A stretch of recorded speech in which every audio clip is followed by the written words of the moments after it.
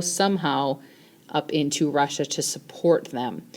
They soon realized that the Narrows are full of a minefield, so what's the next step?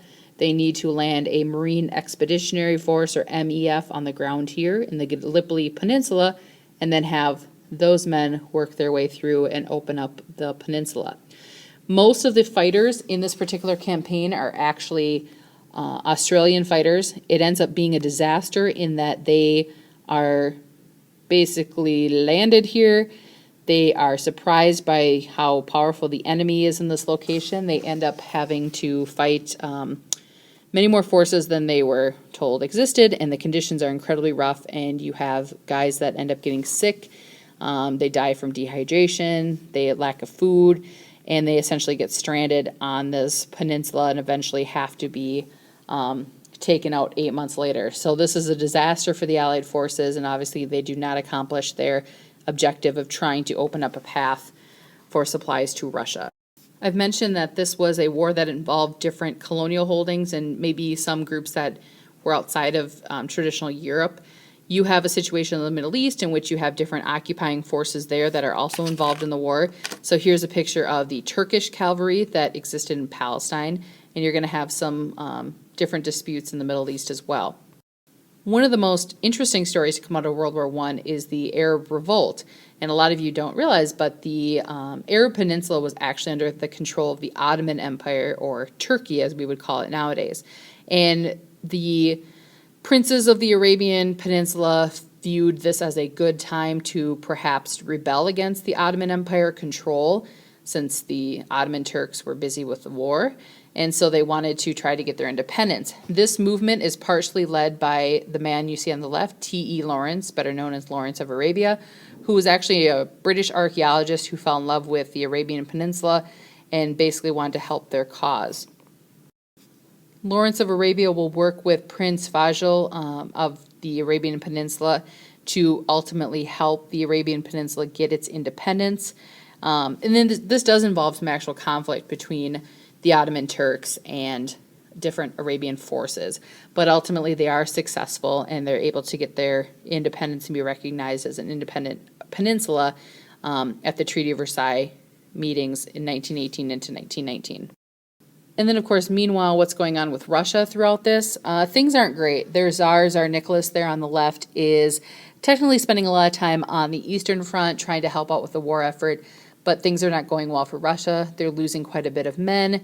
They haven't lost as much territory yet, but they are not dominating the scene, and the Tsar is getting heat from the public for not being a very present ruler and for not helping the people at home while he's trying to be in charge of the military. One of the political consequences of World War I is that this is the first total war in which you have colonial armies being sent off to different parts of the world to fight the mother country's battles, if you will. So in India, the British employed the Sikh soldiers to take up arms in different parts of the globe. Some British Sikhs were sent to Africa to be mountain gunners. On the right, you see actually black soldiers that were fighting in German East Africa on behalf of the German Empire. On the left-hand side of this picture, you see the 3rd British Battalion, which was actually a battalion comprised of Nigerians fighting on behalf of the British Empire. And then in this picture, you actually see a French colonial marine infantry unit from Cochin, China, who were fighting on behalf of the French in Greece, of all places.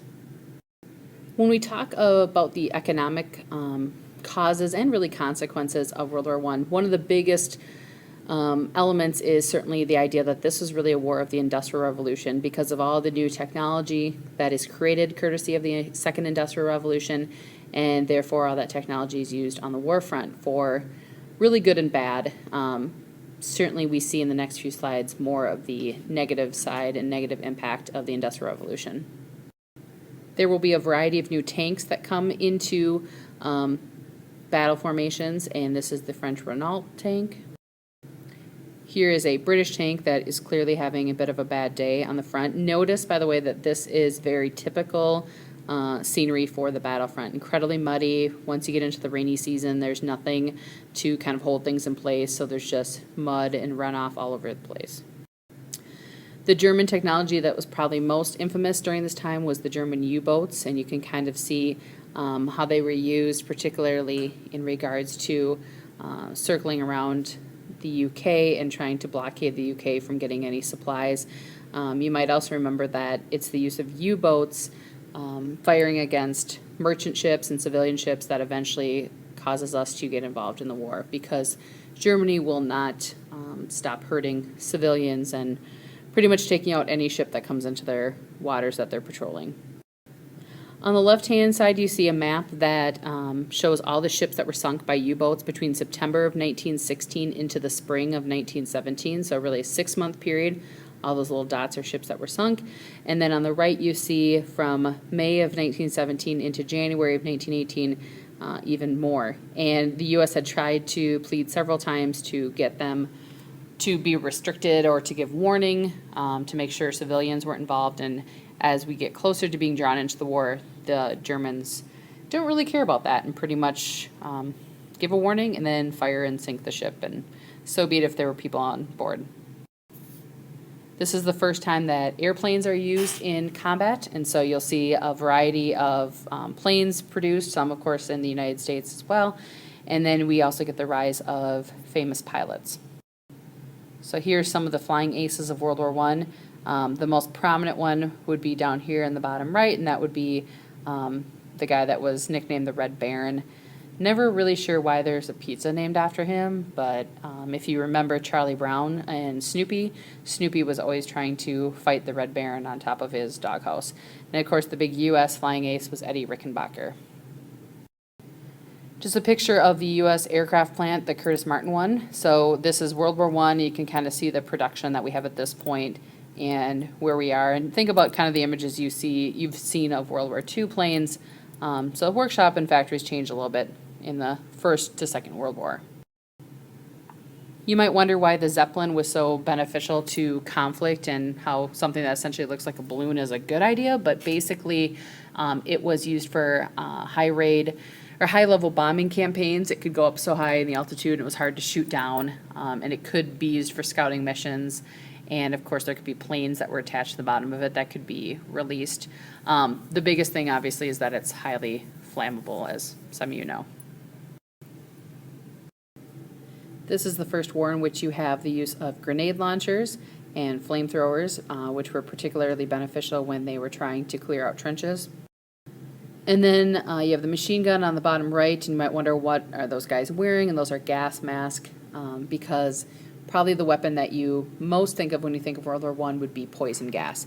And there was really two different types of poison gas that were used. Initially there was a chlorine gas that within seconds of being dispersed would actually, within seconds of you coming in contact with it, it would destroy your respiratory organs and would bring on choking attacks. And then the one that most people think of is the mustard gas, which came out in 1917. And the danger with that is it was almost odorless, and what it would do once you would inhale it, it would cause serious internal and external blisters in your body, and could obviously lead to death, blindness, temporary at times, but sometimes permanent. The other big problem with mustard gas is that it would stay potent in the soil for weeks afterwards. So you could go into a trench perhaps weeks after mustard gas had been used there and kick up the dirt with your shoe, and you would release the mustard gas and have an attack. So it gets to the point at certain times of the war that men are rarely without their gas mask on. We also know that Hitler, when he was in World War I, had a mustard gas attack, but I guess unfortunately you could say he survived that attack. Undoubtedly one of the most dramatic impacts on World War I has to be the 1918 flu pandemic, which actually killed more people than all the soldiers that were killed in World War I. And this becomes a pandemic, which means that it's enduring and it's worldwide. So it's this worldwide flu basically that breaks out. It's also known as the Spanish flu. It mostly affected 20 to 40-year-olds, which is kind of unique for the flu to do that. We know that half of the U.S. soldiers that actually died in Europe died because of the flu and not actually being, shot or wounded on the battlefield. The first case in Minnesota, for example, happened in September 14th of 1918, and by October 17th, there was already 3,000 Minnesotans dead, and by the end of 1920, because this flu did go on for so long, you actually had 12,000 Minnesotans alone that were killed. It got to the point where across the country, and including Minnesota, you no longer had church services for a time, you didn't have hospitals, people that were getting buried didn't have public funerals because the disease was spreading so badly. And a lot of people forget about the pandemic when they think of World War I, but it really was quite devastating. And one of the main reasons why it gets back to the U.S. is that these soldiers came home on leave and brought the flu with them. Finally, on the 11th day of the 11th month of the 11th hour in 1918, the armistice is signed, which basically calls a truce, if you will, to the war. This is not, of course, a formal treaty by any means. We'll be talking about the Treaty of Versailles later on, but this is basically the ceasefire for the Western Front, and then the Eastern Front had essentially kind of wrapped up at this point. When they look at the tallies of actual soldiers that were killed during the war, it was 9 million. This, unfortunately, is not going to include all the civilian casualties, which is coming up in another slide. Some people are surprised that there's actually an American cemetery near the Battle of Somme, where you have, if you look at breakdown of American casualties, about 116,000, which is not good, but certainly much better than what some countries will endure in Europe. So when we look at World War I casualties, this chart, this doesn't include just soldiers. This is going to include a majority of civilians. This is also going to include, in some contexts, the flu.